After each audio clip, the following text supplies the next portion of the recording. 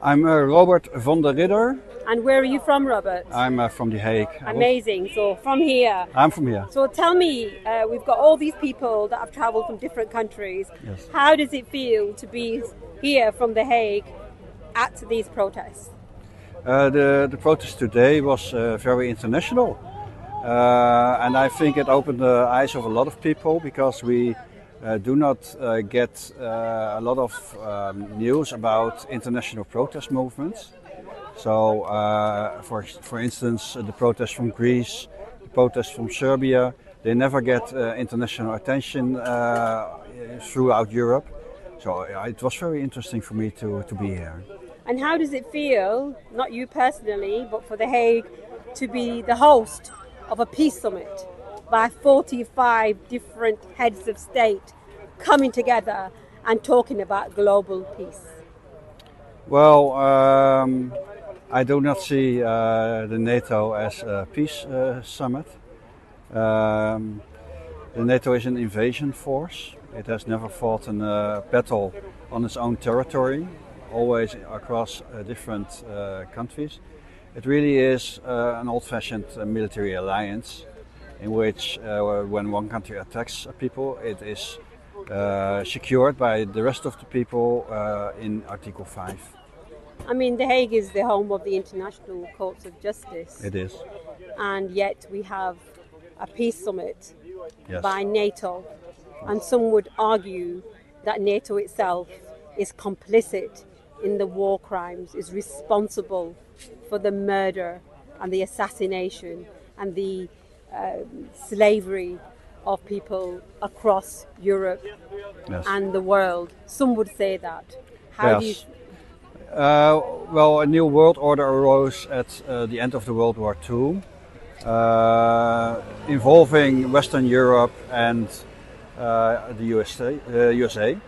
I think nobody can deny that those countries provoked wars, led wars against countries which had nothing to do with war, which were in fact not seeking power in any way.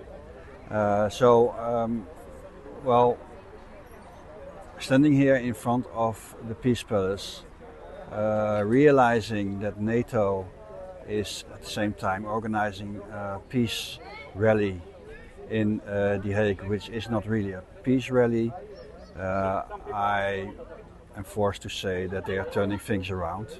They are incriminating innocent people as enemies.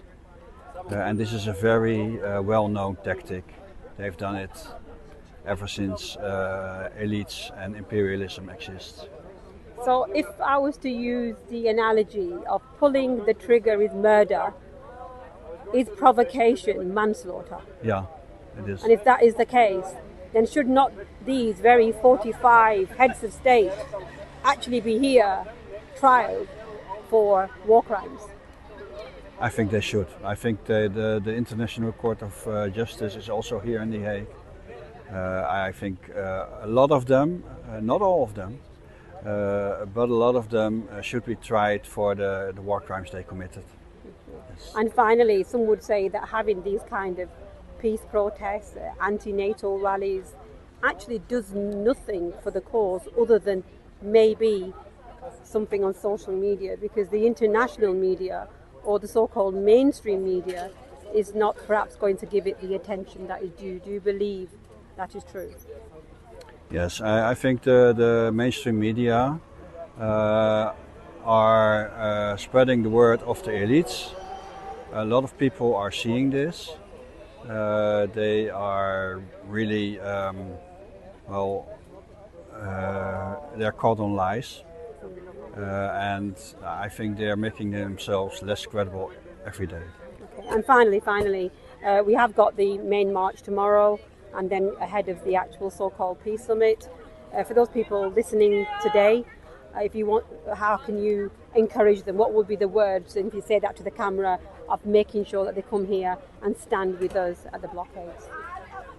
I think this is the time to unite. This is the time to join forces, because a people united can never be defeated. as we heard today. So please think of your future. It will be good to stand with us. Thank you, comrade. Thank you so much. Thank you. Thank you very much.